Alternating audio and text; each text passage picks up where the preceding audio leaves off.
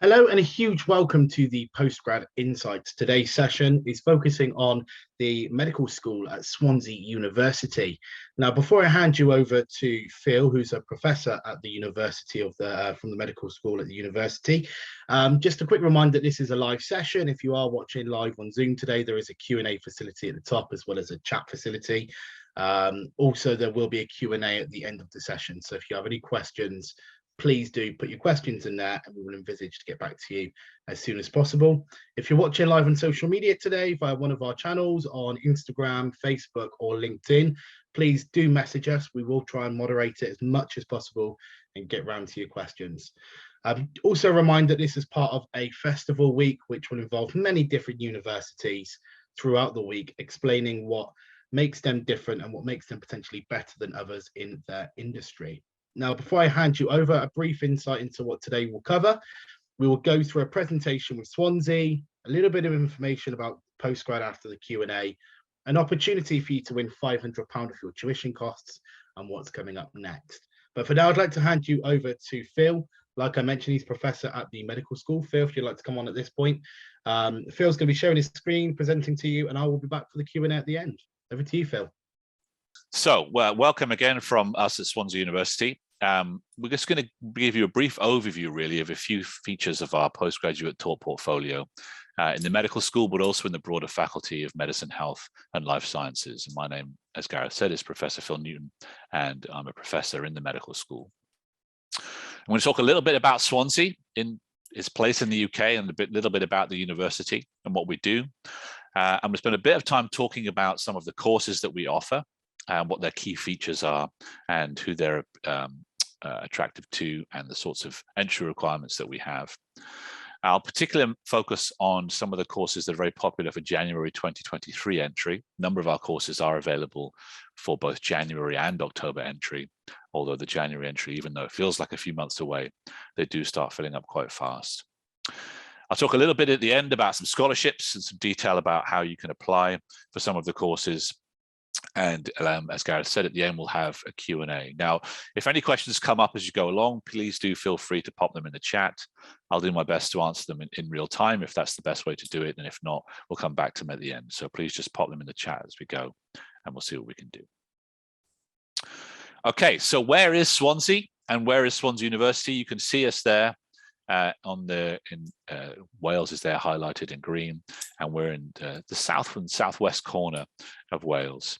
We're the second largest city in Wales. We've got a population of 250,000, but we're really in a rural location.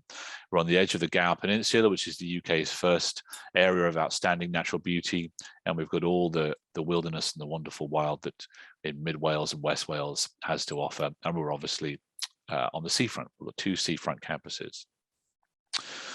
But we've been around a while now. We founded in 1920. We celebrated our 100-year anniversary, unfortunately, during lockdown. But we're a well-established university, and we now have 2 campuses, and you can see them there on the top is what was called the Park Campus. Oh, sorry, what is now called the Park Campus. That was our original campus, set, as the name suggests, in a park. And then at the bottom, you've got the new Bay Campus. The Park Campus was, until very recently, the closest university campus to a beach anywhere in the world, and you can see the beach there in the top left. And we've been beaten to that record by the new Swansea University campus, the one at the bottom, which is more or less built on the beach. And students obviously get the opportunity to take advantage of that natural setting and all that offers.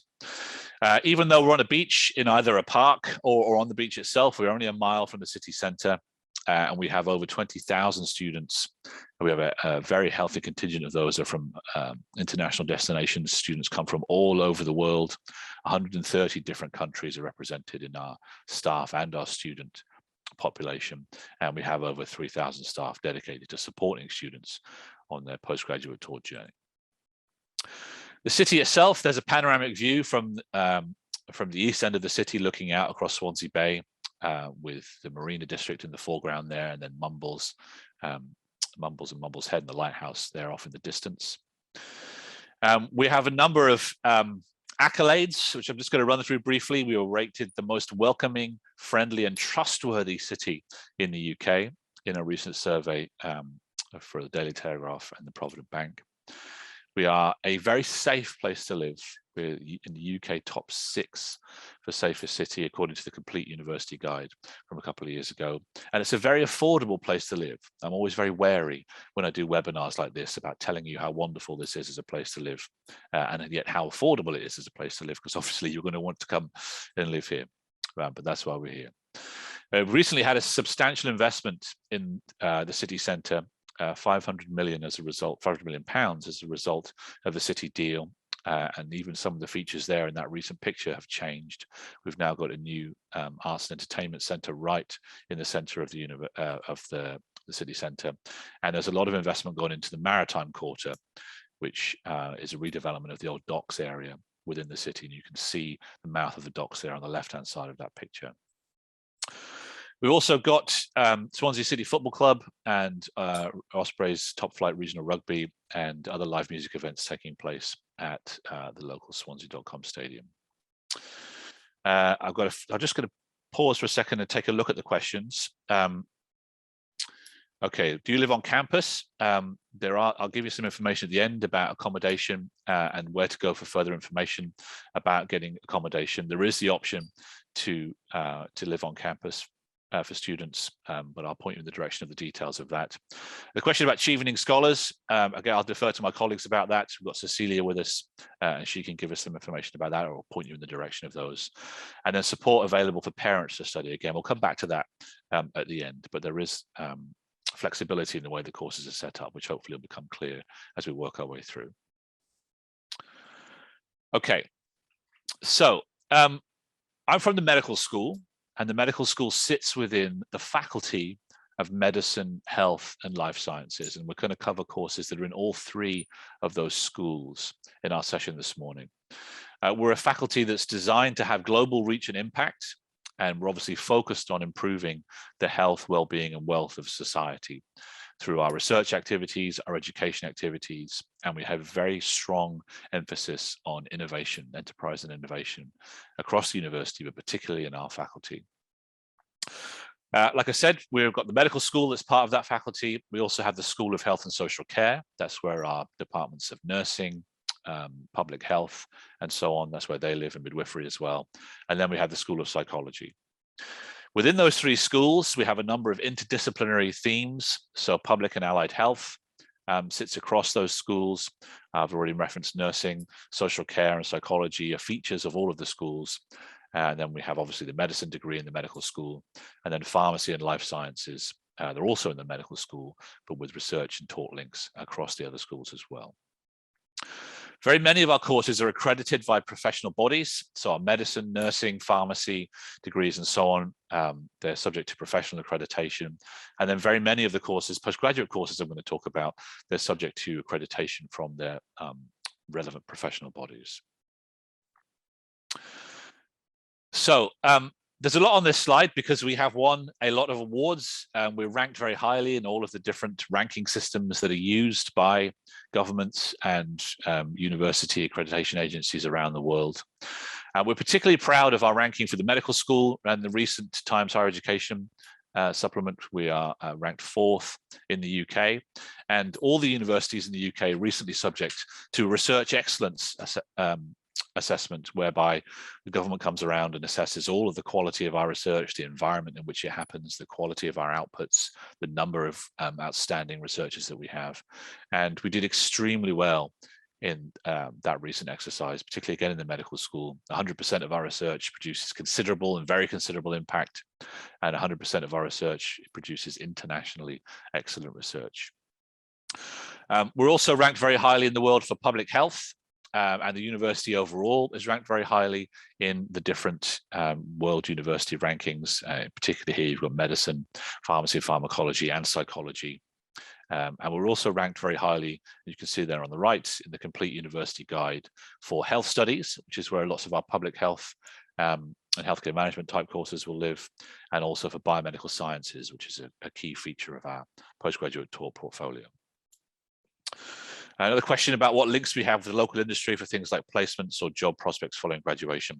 I'll talk a little bit about those, Luke, in the detail of some of the courses as we go along. It varies obviously by course. Some of the courses are very placement focused. Some of them are much more focused on activities within the university. So we do quite often get asked why to study at postgraduate level. What are the benefits of doing so, particularly as the higher education landscape in the UK is changing? There are a number of benefits to postgraduate study. We're repeatedly told, and there's repeatedly published good evidence to show that students who take a postgraduate course have higher average earnings than those who take an undergraduate course only, and obviously those who take an undergraduate course have higher earnings than those who don't take a university course at all. Postgraduate offers you the chance to advance your career in a specialist way. And this is often where students choose to specialize in a particular area that is of interest to them and that is aligned with their future career aspirations or simply their academic aspirations, something that they're interested in. Our courses offer a great deal of flexibility. There's a lot of choice within the courses I'm going to tell you about, and they're set up to equip you not only with the skills and understanding in a particular subject area, but also with the study skills for future study, for future lifelong learning, and so on. Postgraduate courses tend to be smaller, so they offer you the chance to engage in a network of people of like-minded individuals who have the same specialist interests that you do. And obviously, as Luke's alluded to, for many of these courses, there are industry and other employer liaison activities which allow you to develop your network there.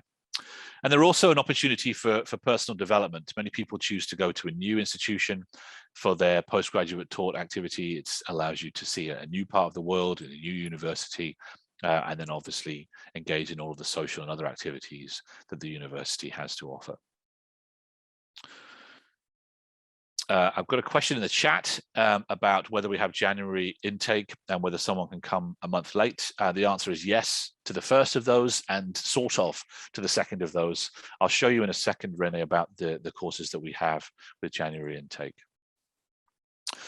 So what I'm going to do then is just run you through some of the courses that we have in our faculty. I'm just going to give you only really the headlines for some of those courses. Obviously, we've got a short session here.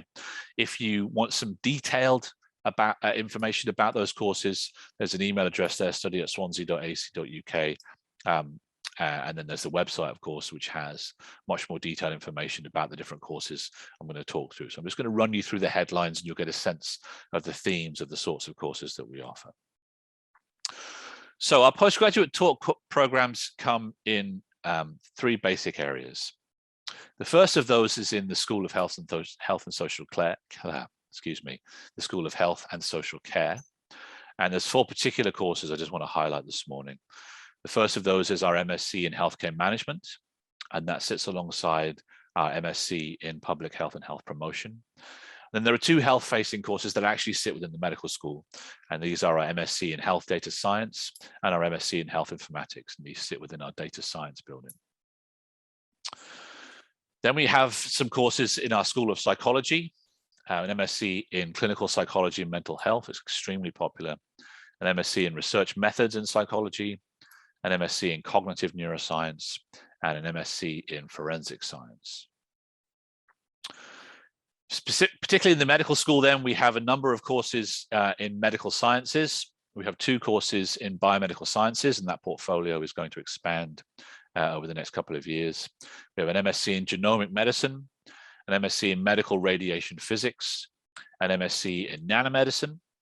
We have a MSc in Medical Neuroscience. That's got an asterisk on it because it's coming soon. We're planning to launch that in January 2023. I'll tell you a bit more about that in a second. And then we have a couple of courses that are almost exclusively delivered online, particularly aimed at people who are working in the fields of either diabetes or in healthcare education. So people who are working as doctors, pharmacists, dentists, and so on, who are aiming to teach the next generation in those disciplines. We have an MSc in medical education. Courses that we've got highlighted here in green, these are ones where we have a January intake. It's down as a January intake. There is a whole set of dates by which we have to ensure that people have applied for and then enrolled for and then are present to be available to study on these courses. The question was whether someone can report a month late.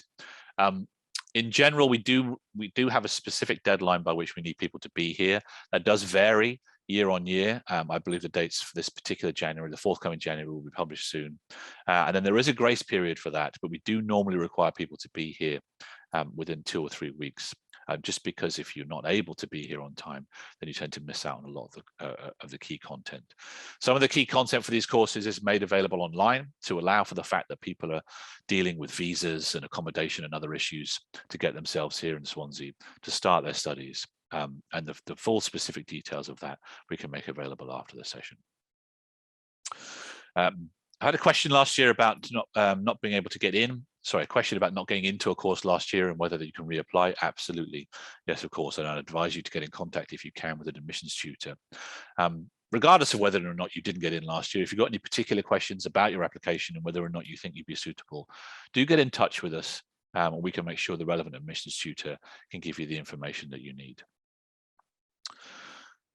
Okay, so before we get into the courses themselves, I'm just going to talk very briefly about the way that our courses deliver their learning and teaching. It varies depending upon the course, but in general, the teaching approach is tailored to the discipline. So there are some courses for which large group lectures supported by practical sessions are the best method.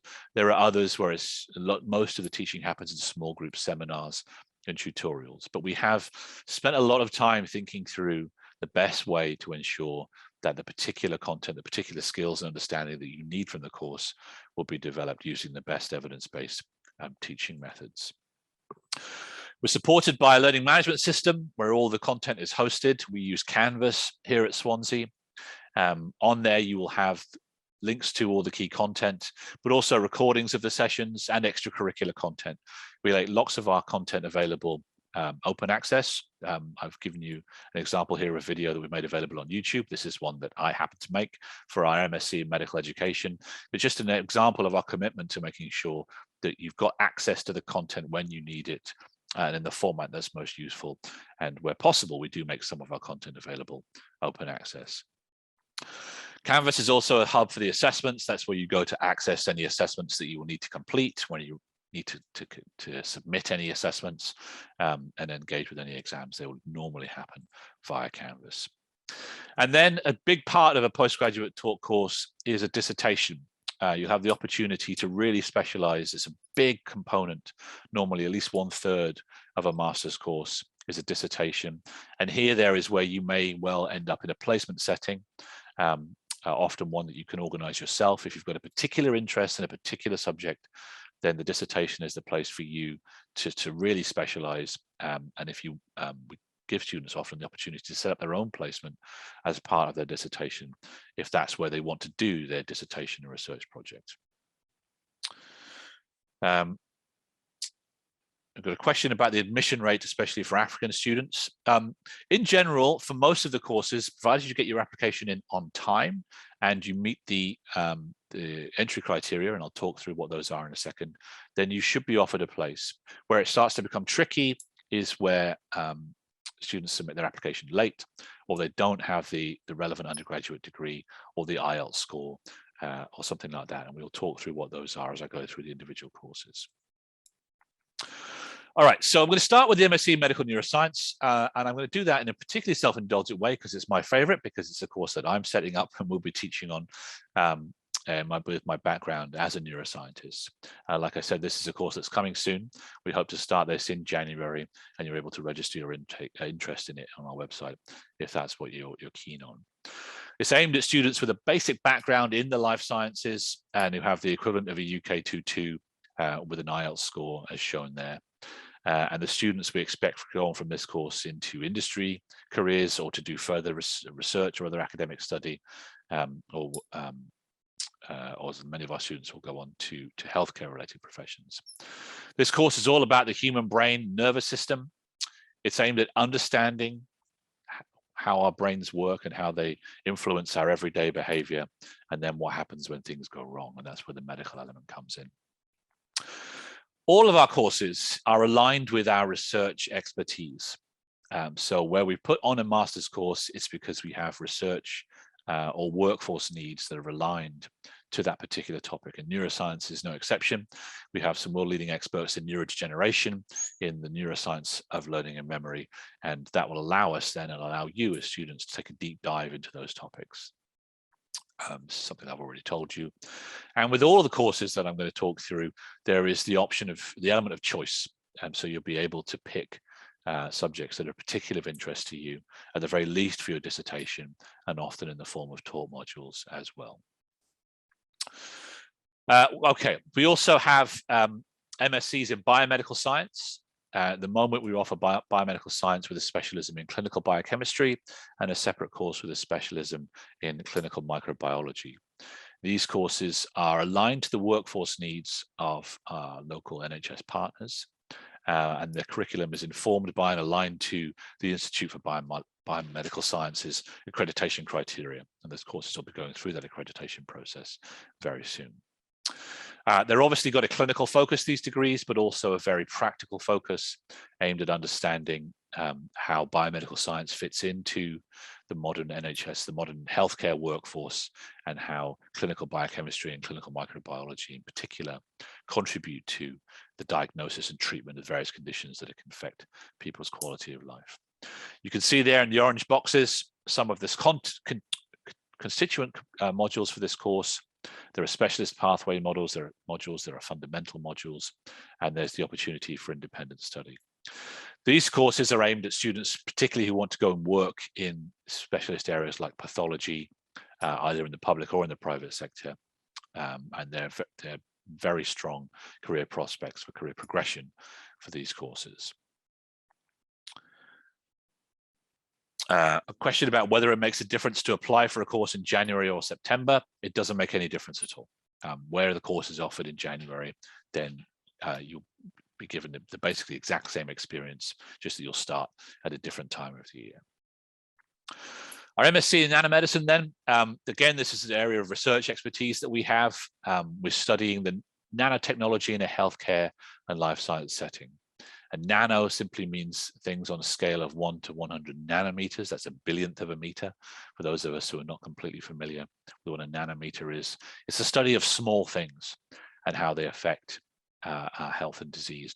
Many of you will have seen a news report just in the last couple of days that redefines our understanding of the biology of lung cancer and the fact that nanoparticles caused by air pollution can trigger the development of lung cancer by reactivating cells that otherwise would have been killed off in the lungs by apoptosis and other standard biological mechanisms.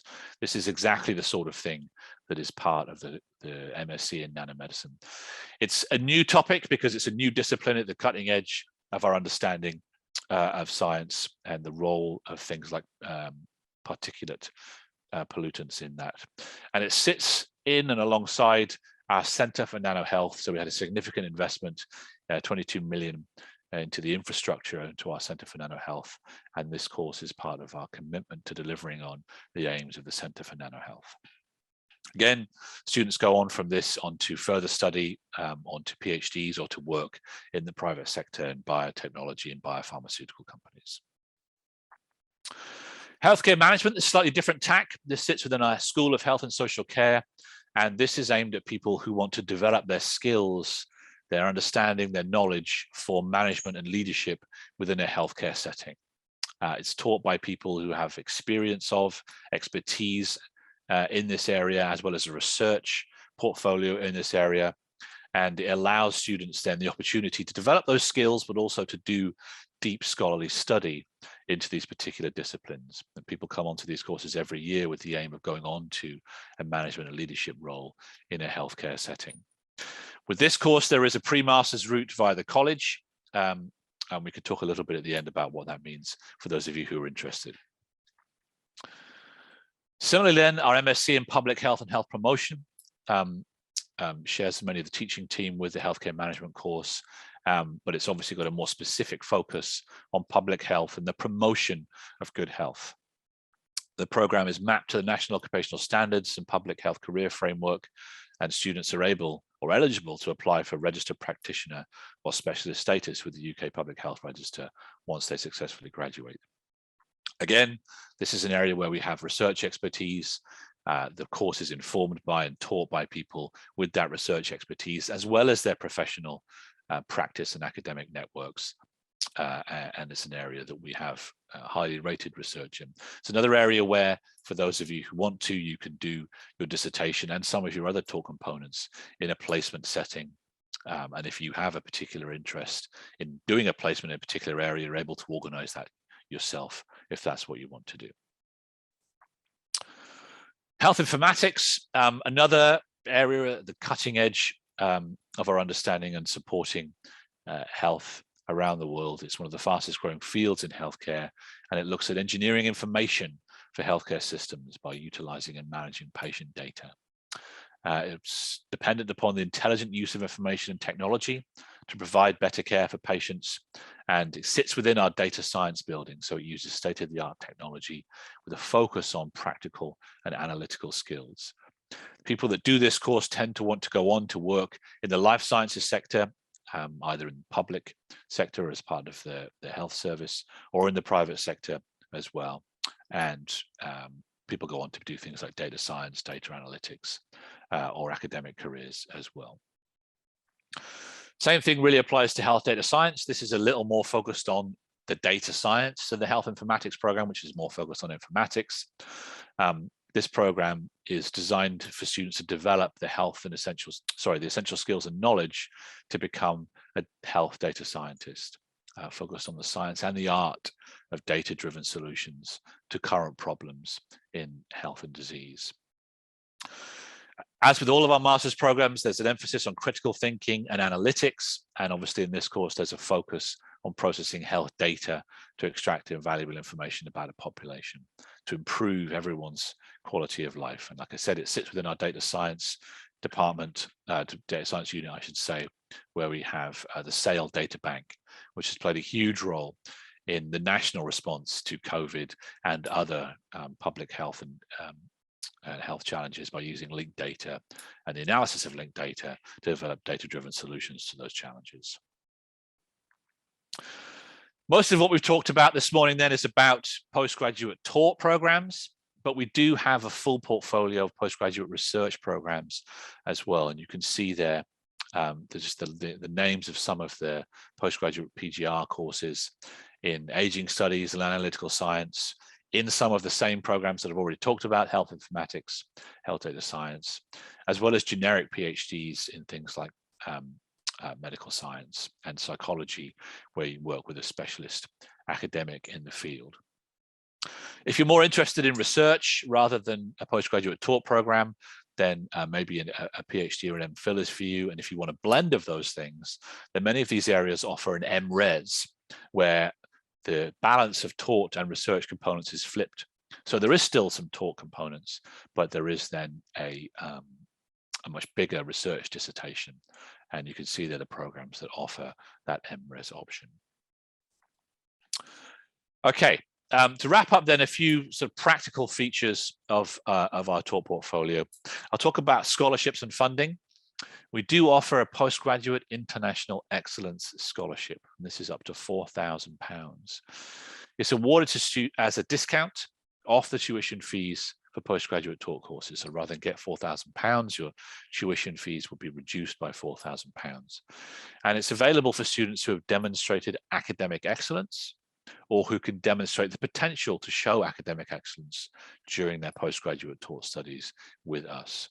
Obviously, with any sort of financial award, there are a range of terms and conditions, and they're on the website below. And if you've got any specific questions about that, do pop them in the chat or in the Q&A, and we'll do our best to get to them at the end of this session. We're still working on the details of that for our January 2023 intake, but we're hopeful that it'll be available. And like I said, the details will be available on the website below. The final thing then is how to apply. If you're interested in applying for any of our courses, we use the Swansea University Apply system. The link is there. You'll find the links to the online form with all the information that you'll need to be able to apply. And then it's a simple process for submitting your application. It's reviewed by the admissions tutors, and we hope to get you an answer very soon about whether your application has been successful. We are now only in September, but we would encourage you, if you are interested in starting in January, to give serious consideration to applying very soon, in particular by the end of October, because some of the courses will get full, and then we'll have to put any applications on to the following September, October.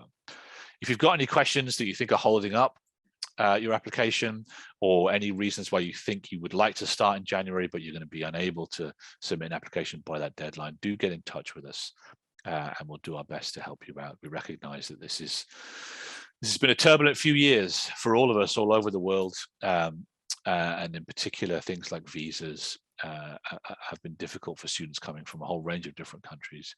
So do just get in touch with us, let us know what your situation is, and we'll do our best to help you. We've got a couple of upcoming events. There's a virtual postgraduate information session on the 15th of October.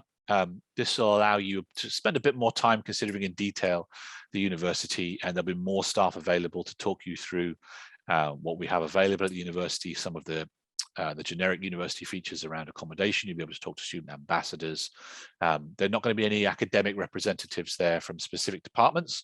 So this is more about getting to know the university itself. You know, what's Swansea like as a place to live, as a place to study, and my funding and other accommodation options. And also then if you talk to student ambassadors, you'll get a very different sense of what the university is like, rather than from an academic like myself.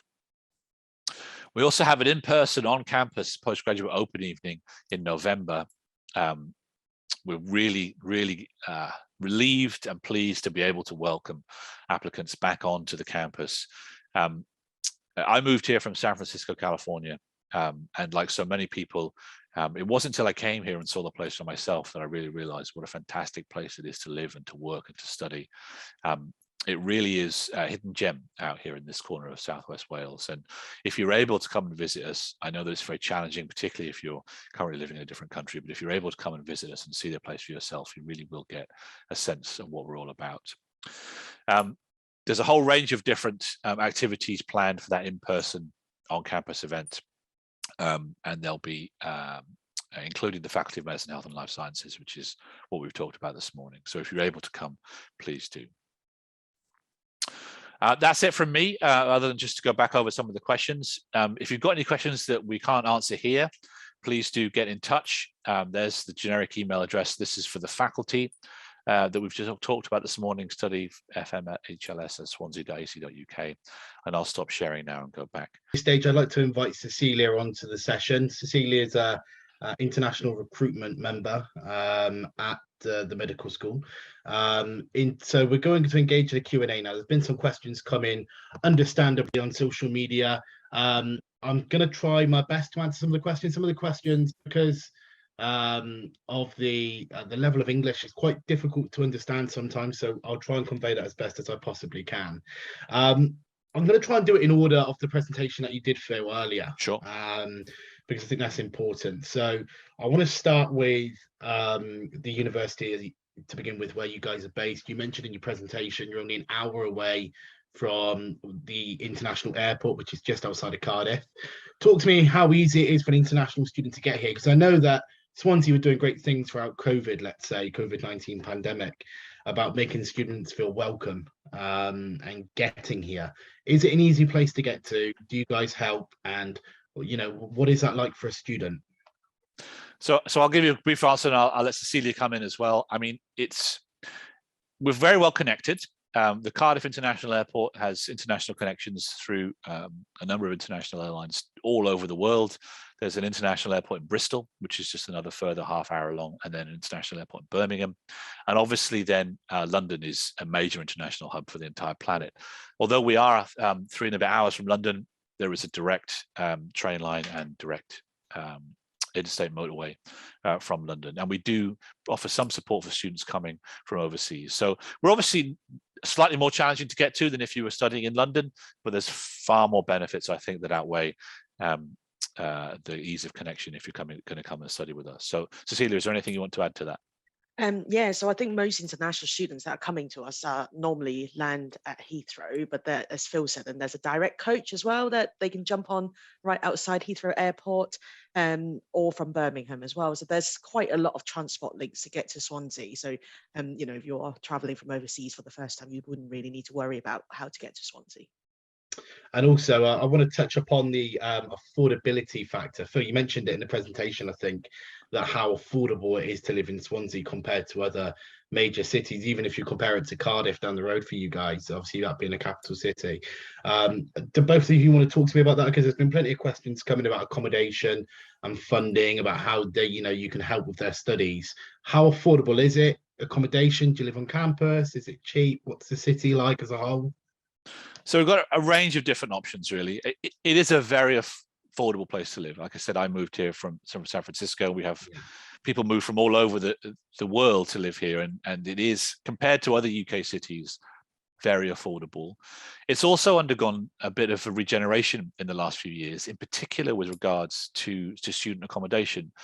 The city centre now features a number of literally brand new, built during COVID, buildings that are designed solely for student accommodation, and then around them there are a number of entertainment, restaurant and other venues that have opened up to support the students who are coming to live there. So the city centre itself is very much a hub for student life.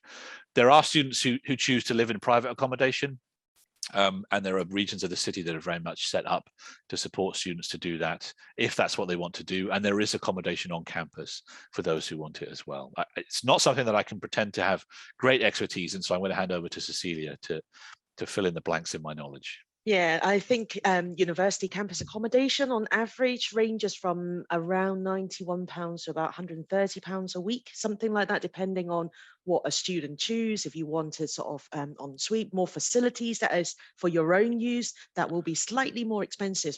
But I think compared to other locations within the UK, Swansea is definitely affordable, and that's the kind of feedback that we always get from our current students as well. Even having moved from, not so far from us, like Birmingham, a city like Birmingham, they're still saying how cheap Swansea is. So I think it's probably an easier place for students to budget and plan their living expenses. Yeah, I agree with you as well. You mentioned the numbers there, and don't hold Cecelia to that. Obviously, numbers and figures, it might be cheaper, it might be slightly more expensive, but anything between £90 and £130 for accommodation is extremely affordable. And compared to the average UK accommodation, I would say that's probably right up there with one of the cheapest. So, great place to live. In terms of international students as well, actually, Phil, you mentioned that you've obviously come from across from the States. Is there a huge contingent of international students? Do they make up a big part of the city and therefore very cultural? Yeah, I think the numbers are, I think we're 20,000 students, and 3,000 or 3,500 of those are international students. It's a big part of what we do. It's also a big part of certain courses. There are some courses that students are particularly attracted to, international students are particularly attracted to, and that allows then, I think, students who to bond with students who are coming from a similar perspective, from a similar position. It's moving around the world to study is a big commitment. I know I've done it myself, and being able to do that alongside students who are doing the same thing really does help create a sense of community and support, because it's no mean feat under certain circumstances. Yes, there is a number of different cultural activities and events designed to support international students. We recognise that as a very diverse campus, it's important for us to make sure that everyone's different needs and values and interests are accommodated. And so there's a range of activities that I couldn't possibly begin to list, because there are so many of them that are offered by the university throughout the year. I will just particularly emphasize, though, that especially for students who are coming to do January entry, they will often spend the summer here when the campus itself is a little quieter.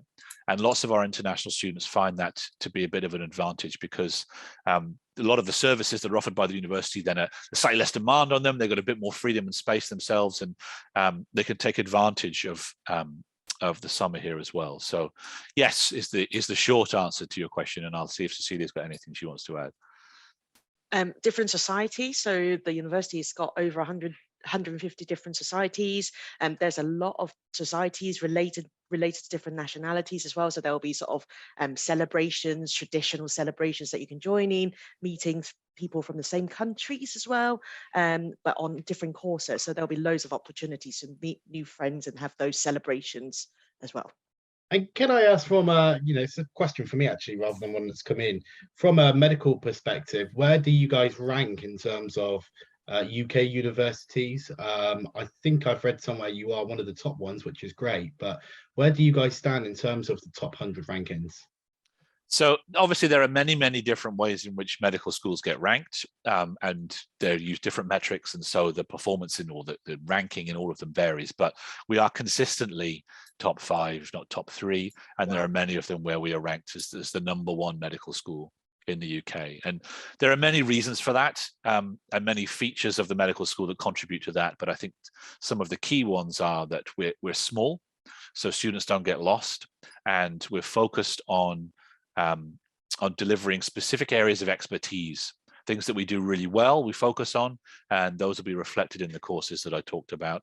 And finally, we're new. We've been around as a medical school since 2004. That's allowed us to be much more agile in the way that we develop and deliver our courses and our infrastructure and our research expertise.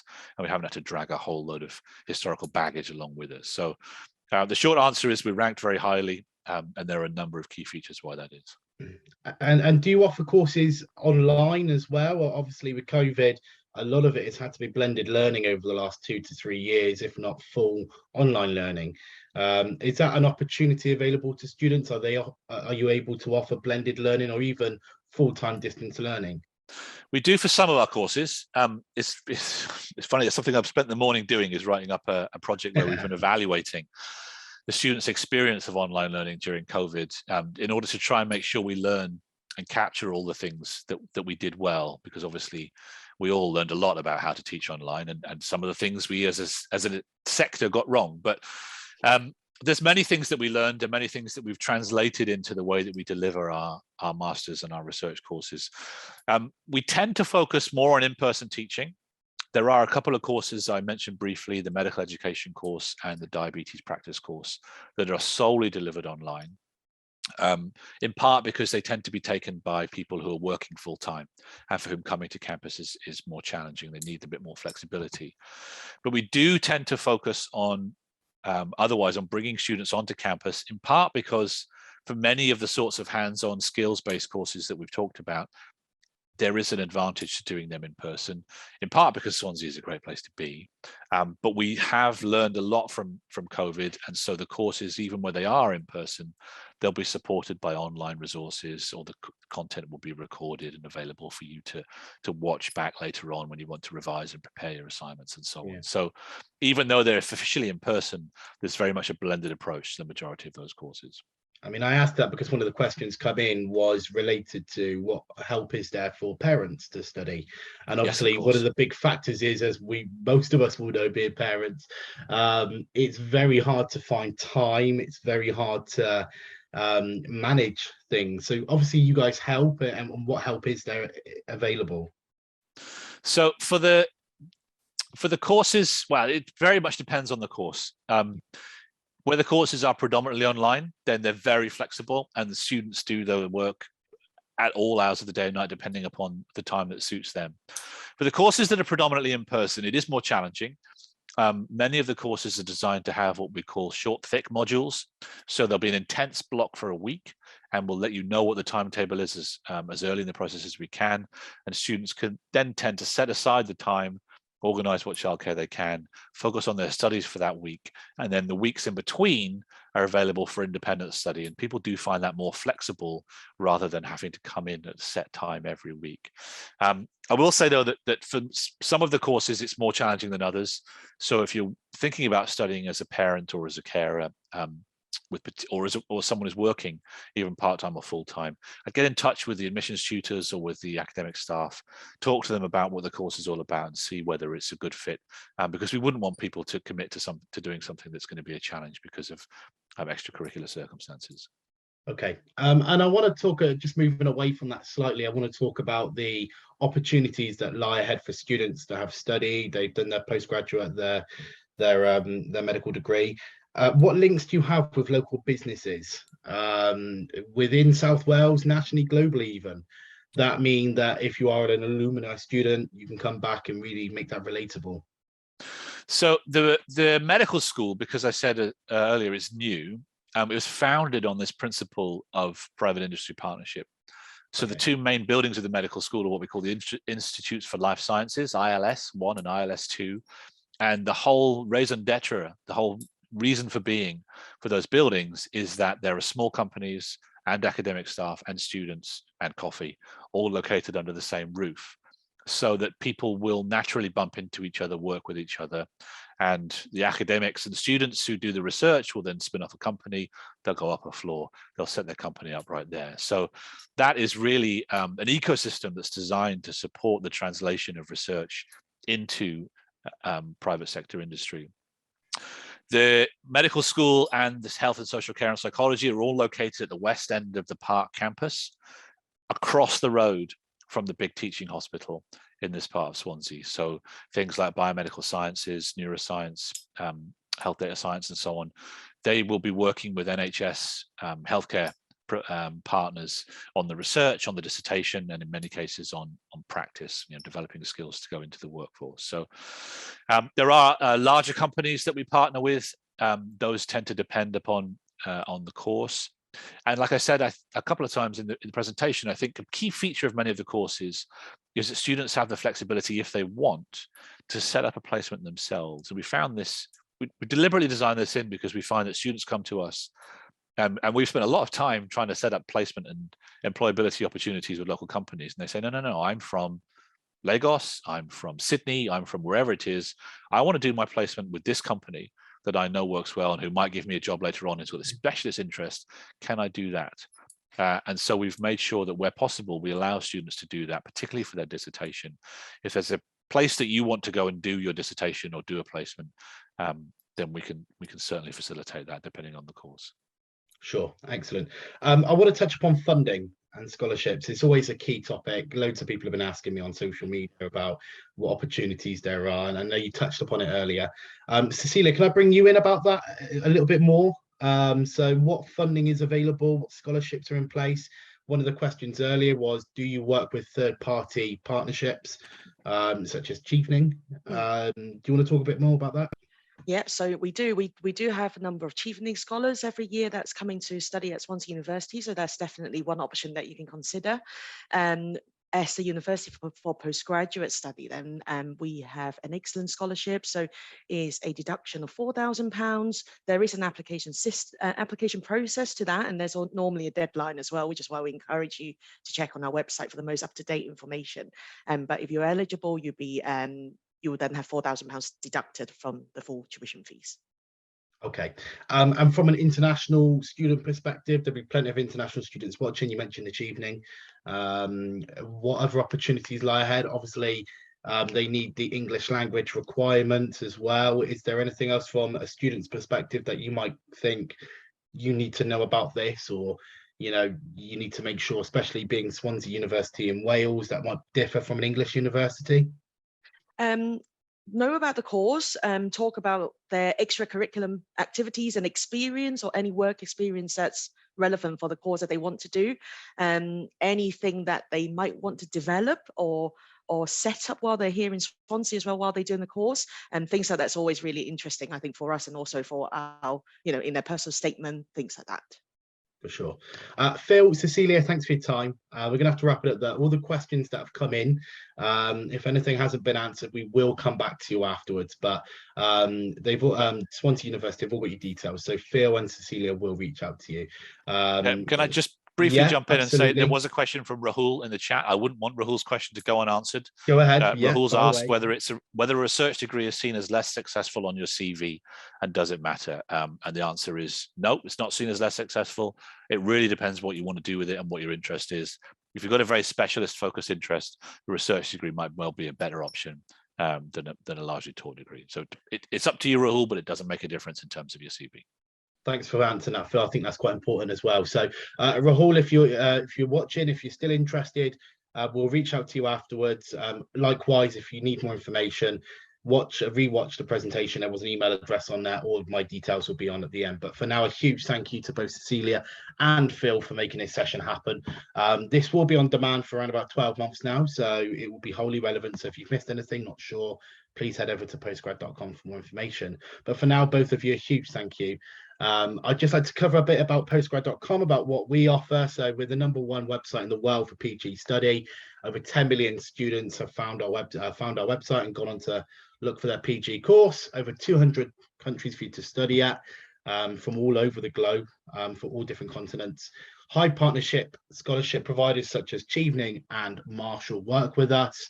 We've got the best advice on everything that we've covered today, the likes of English language, funding, scholarships, and so much more, and accommodation, and so much more. Eligibility to win for one of our £500 bursaries, which anyone from anywhere around the world can apply for. It doesn't clash with any funding that Swansea University might offer you or anything else. So please head over to our website and apply. And what's coming up for the rest of the week? We got plenty coming up, but tomorrow we'll be focusing on EU Business School and Kemp Tokyo, which are also a European-based campus. So we'll look forward to seeing you tomorrow. But for now, a huge thank you for those that have tuned in on Zoom, on social media, and will watch via on demand as well. But for now, a huge thank you to Cecelia and Phil and all behind the scenes at Swansea University for making this happen. Thank you very much, and bye-bye.